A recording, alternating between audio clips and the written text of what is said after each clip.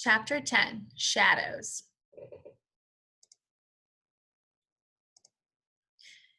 Vocabulary words that we are looking for are sulking, thrive, stupor, despair, ale.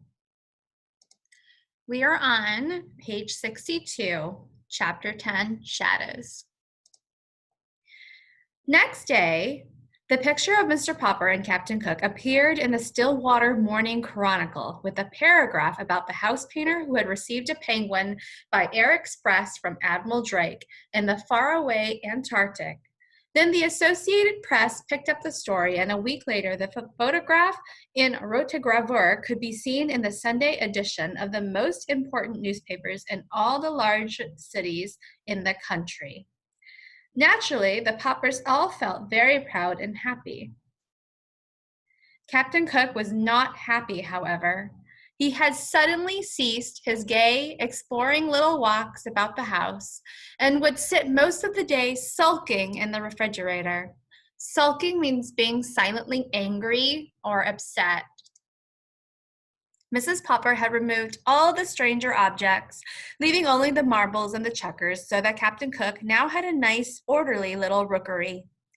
"He won't play with us any more," said Bill. "I tried to get some of my marbles from him, and he tried to bite me." "Naughty Captain Cook," said Janey. "Better leave him alone, children," said Mrs. Popper. "He feels mopey, I guess." But it was soon clear that it was something worse than mopiness that ailed Captain Cook.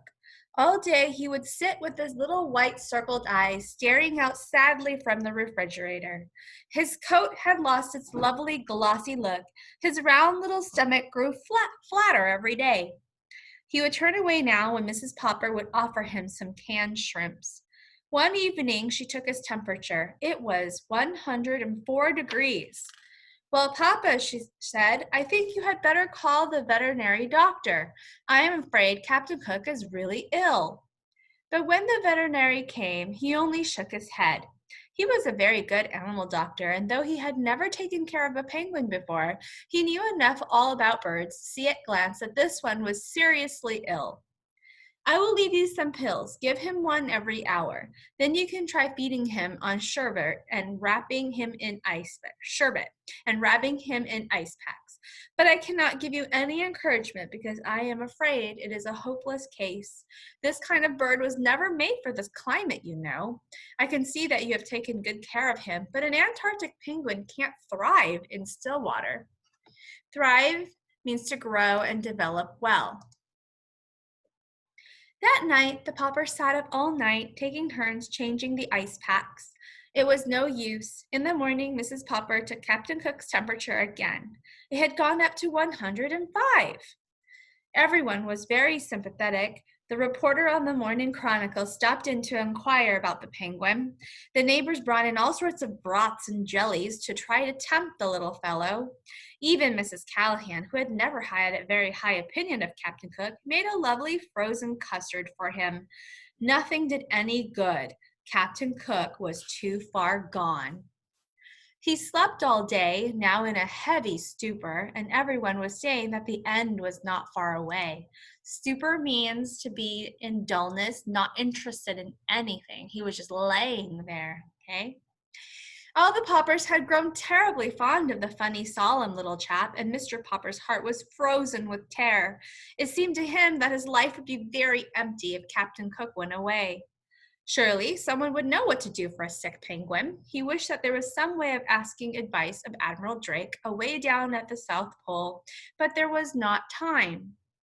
In his despair, Mr. Popper had an idea. Despair means feeling of no hope or confidence, just unhappiness. A letter had brought him his pet. He sat down and wrote another letter. It was addressed to Dr. Smith, the curator of the great aquarium in Mammoth City, the largest in the world. The secret word of this chapter is aquarium. Surely, if anyone anywhere had any idea what could cure a dying penguin, this man would. 2 days later, there was an answer from the curator. Okay, the curator is someone who takes care of a museum or an aquarium. Unfortunately, he wrote, "It is not easy to cure a sick penguin. Perhaps you do not know that we too, in our aquarium at Mammoth City, a penguin from the Antarctic. It is failing rapidly in spite of everything we have done for it. I have wondered lately whether it is not suffering from loneliness. Perhaps that is what ails your Captain Cook. Ails means to cause, okay, annoy or bother. I am therefore shipping you under separate cover, our penguin. You may keep her. There is just a chance that the birds may get on better together. And that is how Greta came to live at 432 Proudfoot Avenue. So it seems like the Popper family is going to get a new family member to join them. Okay, so now in your questions that you are going to complete for chapter 10, in one of the questions it says to ask for evidence. Evidence just means what in the story tells you the answer. What is the answer? I know evidence sounds like a very big word, but it just is asking you for an example of how you know what the answer is. All right, guys, take care.